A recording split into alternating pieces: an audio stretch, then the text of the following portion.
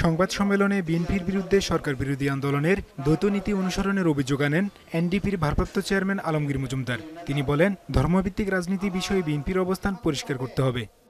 জনগণকে তার অর্থনৈতিক দুরবস্থার হাত থেকে রক্ষার ব্যাপারে কর্মসূচি থাকতে হবে। ২, ভারতের সঙ্গে আমাদের বিভিন্ন অমীমাংসিত বিষয়াদিতে আমাদের জোটের বক্তব্য স্পষ্ট হতে হবে। ৩, আমাদের পানি সমস্যার বিষয়টি অবশ্যই সুরাহা হতে হবে। ৪, এই যে আপনার ভারতের সঙ্গে আমাদের সম্পর্ক ভবিষ্যতে কি হবে সেই বিষয়ে স্পষ্ট বক্তব্য থাকা দরকার। বেগম জিয়া তাদের দাবি ৭২ ঘন্টার মধ্যে না মানলে জোট থেকে বের হয়ে যাবারও হুমকি দেন তিনি। যদি কোনো সমাধান না পাই তাহলে আমরা অবশ্যই বিকল্প জোট গড়বার জন্য আমরা উদ্যোগ গ্রহণ করব।